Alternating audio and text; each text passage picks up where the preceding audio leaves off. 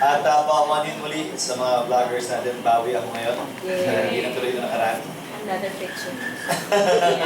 Sorry kung sa eskwelahan lang tayo, nagkatagpuan, nakita. Kailangan kasi namin bumalik talaga. Basta libro magtanong ng kahit anong, basta libro yung hindi sumagot.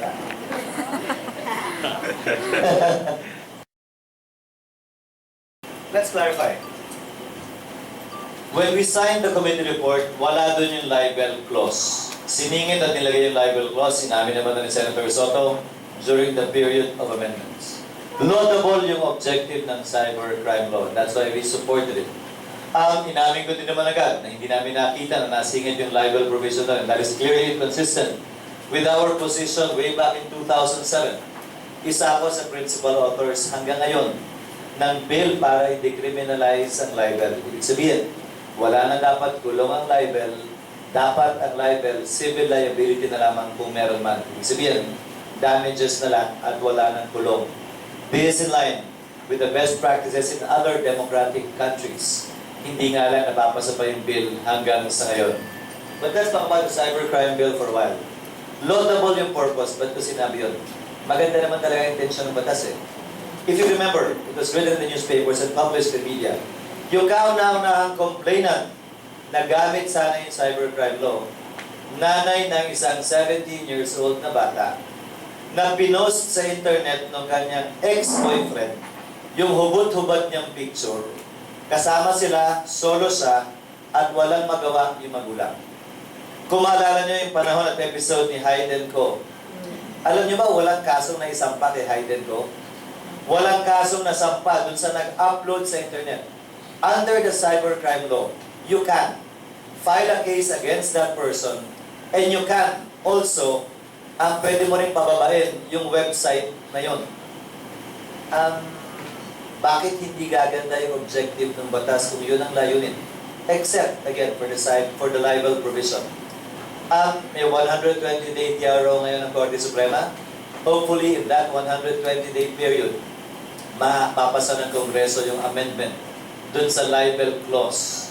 Even Senator Soto, I believe, has relented on the libel clause of the cybercrime law. So hopefully, ma-affirman o hindi yung constitutionality ng batas, mawawala na yung libel provision doon. One more note, since we have bloggers here too. Unlike traditional media, you have to understand, ang traditional media na radyo, dyaryo, at TV, may mukha at pangalan yung taong naglalabas ng kwento. In the internet, wala. You can have the benefit of anonymity. How can you even speak of self-regulation if you don't even know who the person is? Panibagong teknolohiya ito na sinusubukan natin pag-aralan pa rin. Knee-jerk reactions, of course, should not be made and given, but neither should knee-jerk overreactions on whatever bills that will be passed by the Senate is concerned. Ang layunin naman ng lahat, mapaganda yung takbo ng lipunan sa ating bansa. Sa party ko, wala akong problema sa pag-atake sa internet.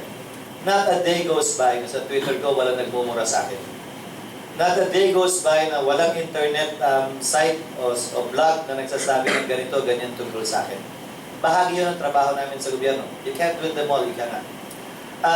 For the Supreme Court decision, they said, public officials must not be too thin-skinned when it comes to criticisms. Alam at tanggap ko yun na nagsimula akong pumasok sa politika. Kung hindi ako handa doon at ayaw ko yun, aalis na lang ako sa politika. There are 4 issues on the sin tax bill. 1, revenue. Government needs to raise revenue. 2, health. Government wants to discourage the use of sin products, both alcohol and cigarettes. 3, WTO. We lost the case before the WTO and we need to adjust our laws to conform to the demands of the ITO, especially when it comes to distilled spirits. And number 4, the need to balance the protection of local industry and the local tobacco farmers. 4 yun na binabalanse. The sin tax will always be passed. I am for it. The only question is, which version? Aling version yung papasa at anong amount yung dapat na i-impose? Let me say 2 more things. 1, the House version, when the Senate used all the economic models to find out how much it will raise. Hindi totoong 30 billion. According to the Senate committee, headed by Senator Recto, ang ma-generate lang niya is not 30 billion but 11.2 billion. According to Senator Recto's committee again, yung Senate version will generate 15 to 20 billion. Number two, mapapasayan malamang either end of the year or first, second week of January pag-resume namin. It will definitely be passed. Ang tanong lang, in what shape, size, or form? One, it is not the final peace agreement. It is simply a framework at how to arrive at a peace agreement. Meaning to say, the real work will have to be done after it was signed. Ngayon na nagsisimula yon. I am for it. Sino ba naman sa kwartong to hindi para sa kapayapaan? Who in this room is not for peace? But the question is how to achieve that peace. At what cost will we achieve that peace? I am working closely with the Office of the President, the Office of the Presidential Advisor on Peace, so that we can iron out some of the problematic areas in the framework agreement. One such problematic area, for example, is the possibility of having islands within provinces that will not be part of that province, but will be part of ARM. Isa sa dapat resolbahan doon, dapat contiguous ang area ng ARM. Hindi yung sa loob ng isang probinsya, may isang barangay na ARM at hindi under sa city or province. That will create several complications that I would not even want to think of. That's one. Two, on the integration of the MILF, that was done with the MNLF already. In fact, I am saddened with the comments of former MNLF Chairman Nur Miswari. Nakakalungkot na hindi siya nakikisa dito. He was given a fair chance to rule the ARMM for more than 2 terms, nearly a decade. He cannot give chance to others naman. Sana, kung kapakanan ng kababayan niya iniisip niya, tulungan niya ang pamahalaan na makamit ng kapayapaan through this framework agreement. May mga provision man siyang hindi gusto, sana he would work towards changing those objectionable provisions and not go all out against it per se. Hindi maganda na tayo mismo nag-aaway tungkol sa issue ng kapayapaan. But for the record, I'm one of the co-authors of the FOI bill. In fact, I'm the author of the other compatible bill to the FOI bill. May freedom of information ka, wala namang data gathering at archiving law ang gobyerno. Anong mahihiling yung dokumento sa gobyerno? I authored also a compatible bill to the FOI bill requiring all government agencies and government officials to archive, document, and keep public records. De numero, chronological, and in series. Bakit? I'll give you an example. If you write me a letter today, address it, Senator Francis Escudero, Room 517, Senate of the Philippines, JSIS Building, Pasay City. My question is, who owns that letter? By practice, whether it's the President, a Secretary, a Senator, a Congressman, a Mayor, a Governor, a Councilor, a Board Member, a Barangay Captain, ang may-ari ng sulat na yon under the Civil Code, yung addressee. So sa akin yon. Pag uwi ko sa bahay, pag hindi na ako senador, ikakahon ko lahat ng dokumentong yon at ilalagay ko sa bodega. We have no law that requires public officials to submit all of these documents to the archives of their respective offices so that you know exactly what's there and you know what to ask for. May FOI ka nga. Wala ka namang record keeping na batas na nire-require yan. If you remember Obama when he first became president, di ba, he was prohibited from using his BlackBerry in giving orders and commands. Sa Amerika, meron silang ganung batas. Certain orders of the President cannot be given by text. Certain orders of the President cannot be given orally or verbally. There has still to be a hard copy, a document signed and sealed by the President before that order can be followed and obeyed down the line. Wala tayong ganun. So paano yun pag nag-text ang Presidente sa Secretary, inutos, attack? Ang tatanungin mo yung Secretary, was an order given, citing FOI, was an order given to attack? Nasa na yung text? Nasa na yung tawag? How can you actually prove it? We are for that measure too, and we authored that measure too. But forgive me, I'm only one of 23. It is not for me to decide nor call nor predict when a particular piece of legislation will be passed. In the Senate, all it takes is one senator to oppose a bill. At kaya nang patulugin at i-dribble yung bill na yun ng mahabang panahon. Tingnan mo na lang yung RH bill. Although majority are in favor of it in whatever shape, size, or form, hindi pa rin magawa-gawang mabasa for the past 7 Congresses. I'm one of the authors of that, although we didn't call it EPAL. We filed the bill ahead of Senator Santiago, in fact, but did not call it EPAL. But let me define what EPAL really is. Even in the bill of Senator Santiago, it's using government funds to promote your own candidacy and your own name. Ang pinagbabawal namin sa bill namin and the bill of Senator Santiago, popularly known anti-EPAL, is magpapagawa ka ng waiting shed using government money, tapos yung forma ng waiting shed, yung first letter ng pangalan mo. Magpapagawa ka ng school building, tapos ipipintura yung pangalan mo dun sa bubong ng school building. Magbibigay ka ng ambulansya, tapos yung mukha mo at pangalan mo nandun sa ambulansya o fire truck o police car. Magpapagawa ka ng sidewalk, parang isang mayor sa Metro Manila. Alam mo yung sidewalk nila doon, may picture ng bigote. Kasi mayor nila doon may bigote. Sa Makati, karamihan ng mga public projects may B. Sa salitang Makati, wala namang B. Makati. Di ba? Kanya-kanya. Sa Quezon City, lahat ng project doon, SB, HB, sa Quezon City rin, walang H o B. That's what we seek to prevent. Now, if you want to spend your own money, politiko ka man, mayor, congressman, governor, senator, gusto mong gastusin yung sariling pera mo, magpagawa ka ng eskwelahan, di pintura mo yung buong mukha mo sa eskwelahan, okay lang yun. Pero wag naman paggamit pondo ng gobyerno.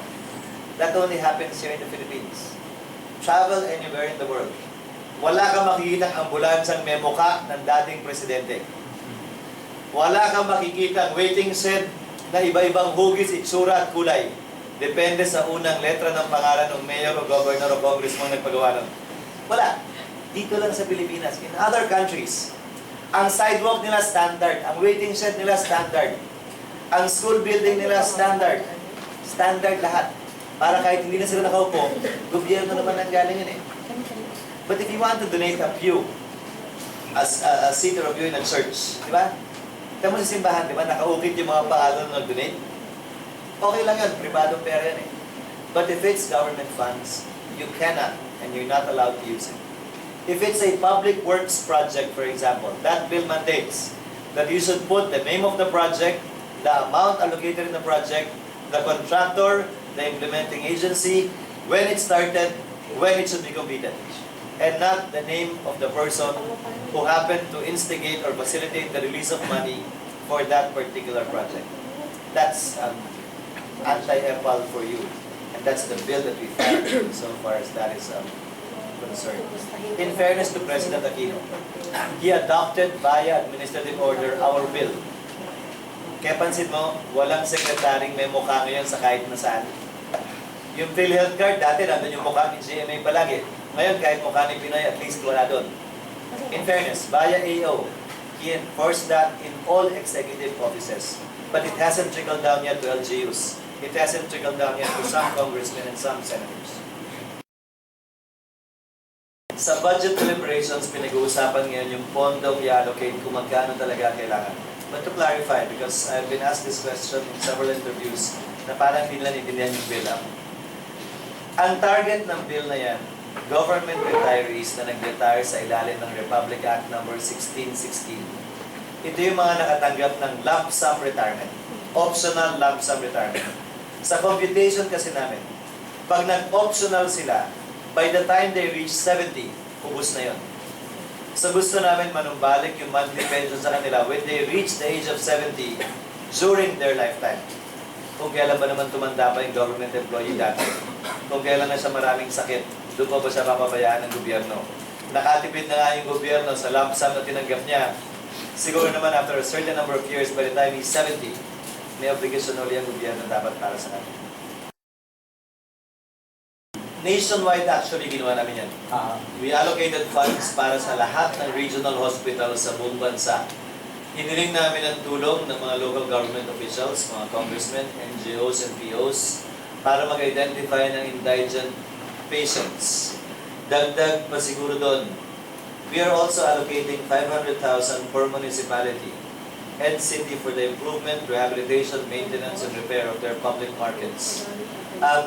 Ayoko maging issue sa akin yung CDF ko at PDAF ko. Dina-download namin lahat yan sa local government units o hindi man sa regional hospitals on two basic programs. Health and, if ever, commerce and the economy. Hopefully through the public market, which is at the center of any local government unit's economy. Nagsimula kami marilisan ng pondo after GMA left.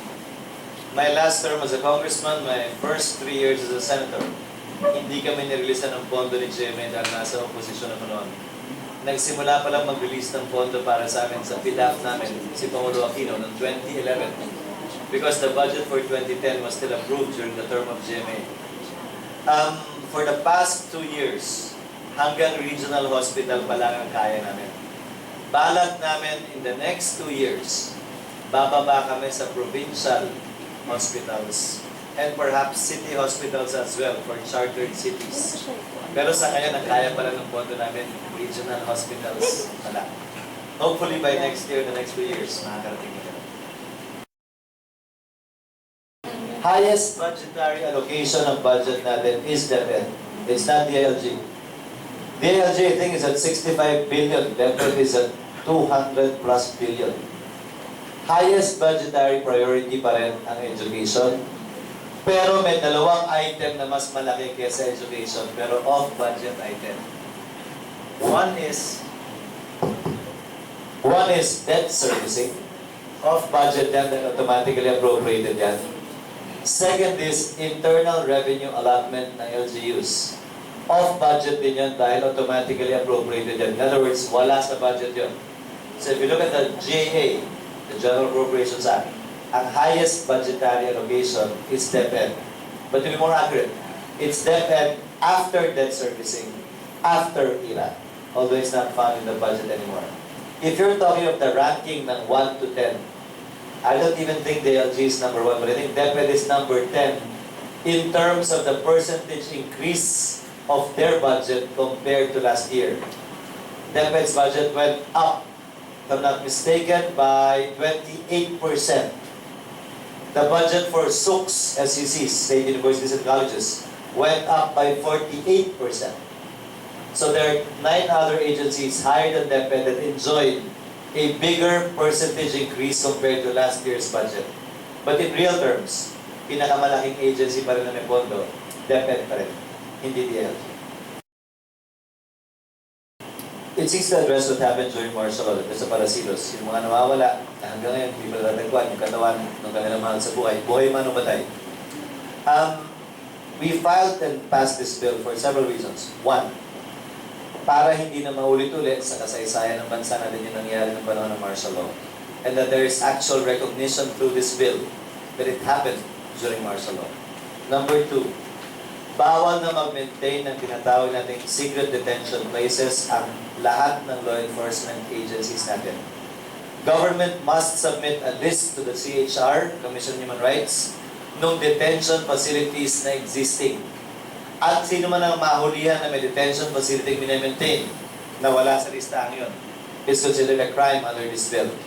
Number three, pinagbawal na rin namin sa bill na yan yung order of battle. You've been hearing that often sa mga pulis, sa mga militar. Sa totoo lang, anong order of battle ba yan? Kung may ginawa krimen yan at may warrant of arrest yan, hulihin ninyo. It should be a list of those with outstanding warrants of arrest. Hindi yung pinagdududahan, pinagdususpetsyahan, o gusto nyo i-monitor. That's now prohibited.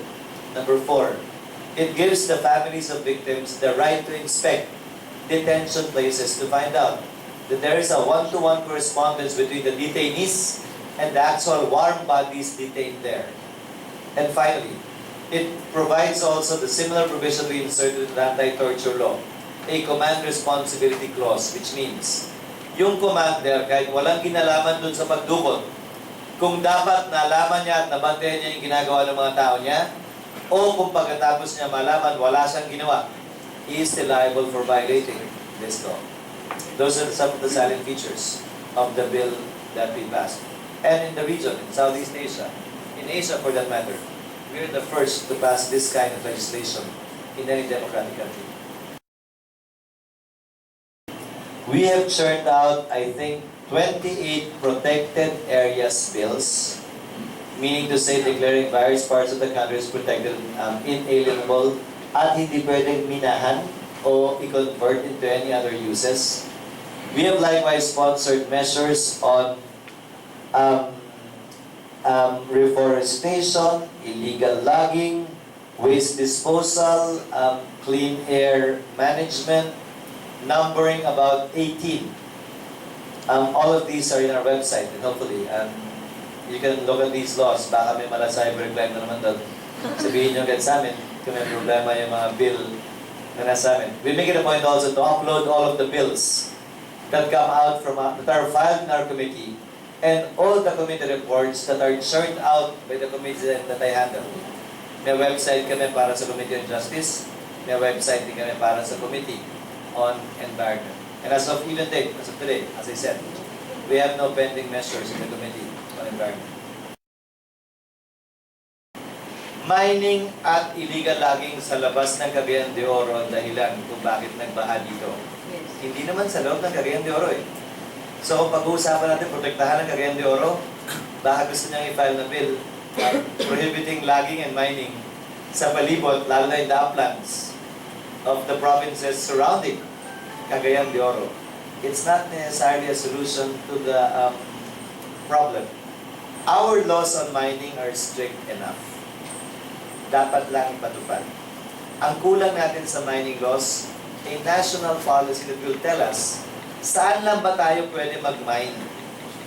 Saang areas lang ba at anong minerals lang? Wala tayong ganun eh. Mining in the Philippines is proponent-driven. Meaning, may foreigner na darating, gusto namin magukay ng ginto dyan. Mag-a-apply, ipa-process, i-grant o i-dry. Gusto namin magukay ng iron ore dyan, ng copper, whatever. It should not be proponent-driven. We should dictate our future, especially with respect to mining. But we don't have that right now. That's what we've been asking for from the Department of Environment and Natural Resources. Tayo dapat ang mag-decide. I'll give you an example. Try to research on it on the internet too. Are you familiar with rare earth? Rare earth is a composition of about 8 to 13 different minerals. Ito yung kinakailangan mga mineral para sa semiconductor industry. Karamihan ng rare earth matatagpuan sa China lang. In fact, that's one of the reasons, according to one article on the internet that I read, kaya nalamangan at nalampasan ng China, maliban sa napakalaki talaga ng China, populasyon ng China. One of the reasons why China overtook Japan, they took control of rare earth minerals, which is a necessary component of semiconductors, which is the #1 output of Japan. As a policy, pinagbawal ng China i-export yon. As a policy, nililimit ng China ang production nun para diktado nila yung merkado. Tayo, walang gano'n. Di ba tayo pwede naman natin gawin? Iron ore, sige. But you cannot export it unless you pay a levy.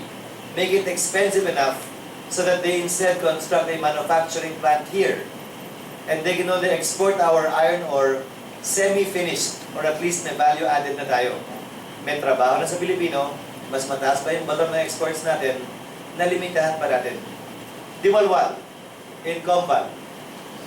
Diwalwal is the second largest gold deposit in the world. Pangalawang pinakamalaking gold deposit sa buong mundo. Found in over 9,000 hectares of land. Ang hinuhukay ngayon doon, ang pinag-aawayan doon ngayon, wala pang 300 hectares.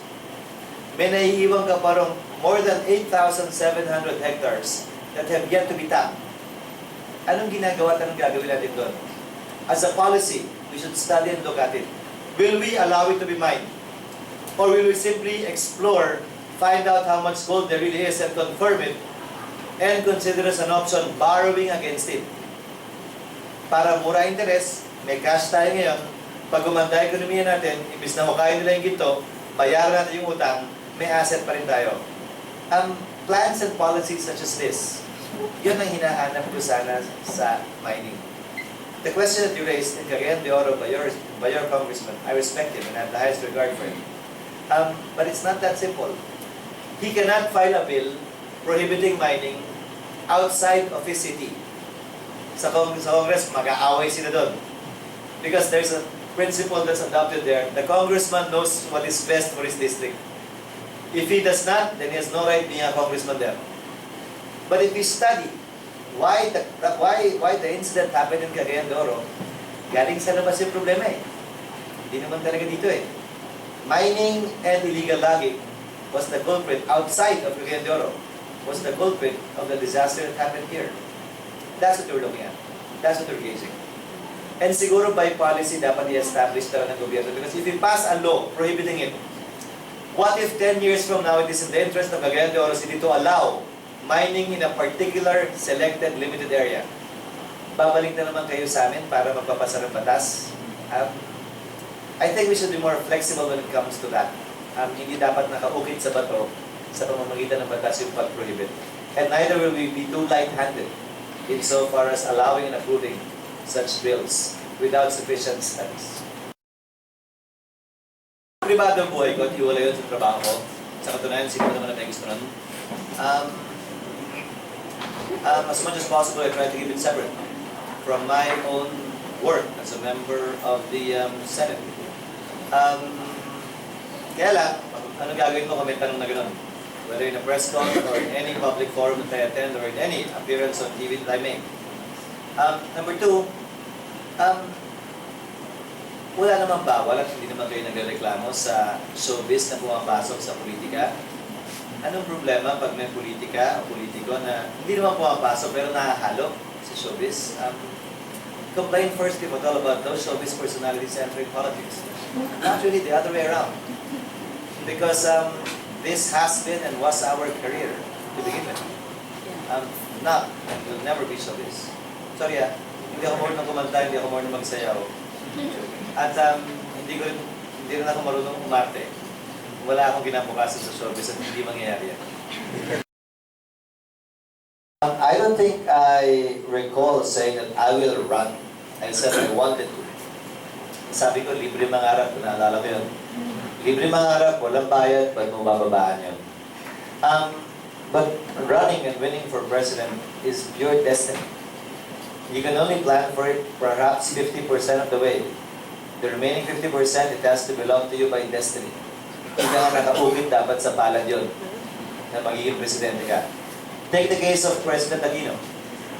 Before the mom died, wala siyang plano-planong tumakbo, lalo na maging presidente. Wala. After the mom died, there were calls for him to run. Ayaw pa nga niya. In fact, he was still saying, I'm supporting Mar, I'm supporting Mar, I'm supporting Mar.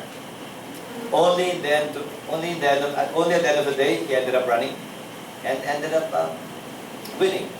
Sino ba yung mga naghanda at nagplano? Si Mar, si Villar, and the others. Yung walang plano, yung pa yung nanalo. Kaya ayoko na magplano. Ano po? Kinakabahan ako. Meron akong surprise. Wow! Happy birthday mo, di ba? Belated Nasya happy bigla. Hoy, tumatanda na. Happy Happy birthday to you. Happy birthday to you. Happy birthday, happy birthday. May heart Ay, talaga nasingit yan. talaga, oh. Happy birthday, Sir G. Thank you. Thank you very much. Kaya nga nito. And thank you for attending. Wish! Ha? You wish! Kaligayahan. Bye!